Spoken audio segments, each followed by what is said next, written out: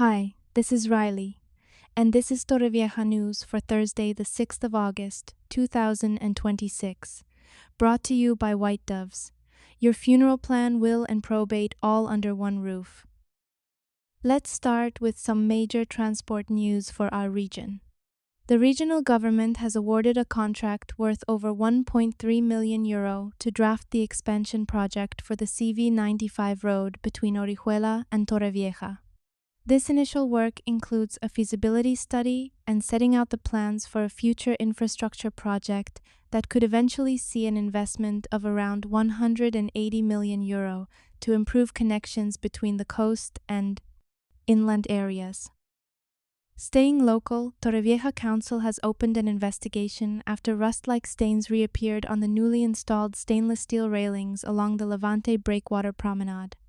The issue is affecting joints and handrails along the 1,300-meter stretch of the upgraded waterfront. This is the second time the problem has occurred following a previous delay to the €6 million project.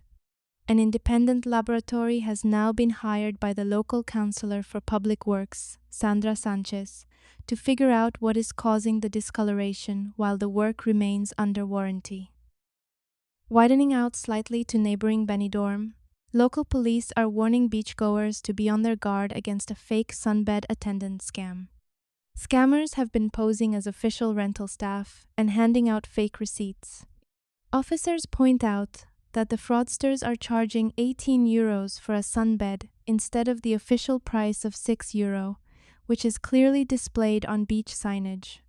The fake tickets also reuse the exact same serial number, whereas genuine council receipts always show a unique number for every transaction. Moving into some of the more serious news across the province, police in Alicante have arrested a 50-year-old man and his 16-year-old son following a series of violent purse-snatching incidents. Two women, aged 87 and 72, were taken to hospital after being knocked to the ground during an attack in the San Blas area, with one victim suffering a broken hip. The father has been remanded in custody, whilst the minor has been admitted to a juvenile detention facility.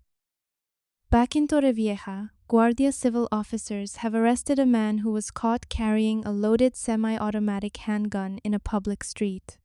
During a routine patrol, officers noticed two men acting suspiciously.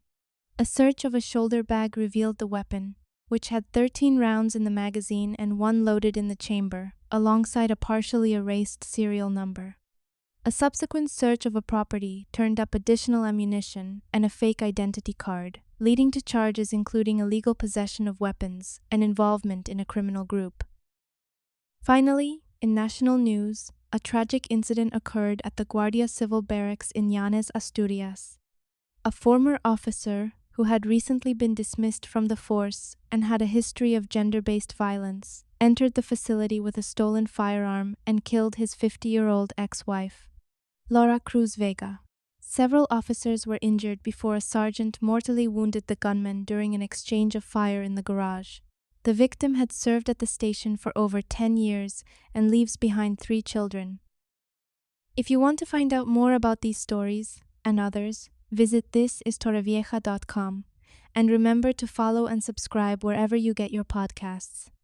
Today's This is Torrevieja News was brought to you thanks to White Doves, specialists in estate and funeral planning. Find out more at whitedoves.es. I'm Riley Villa. Thanks for listening and see you tomorrow.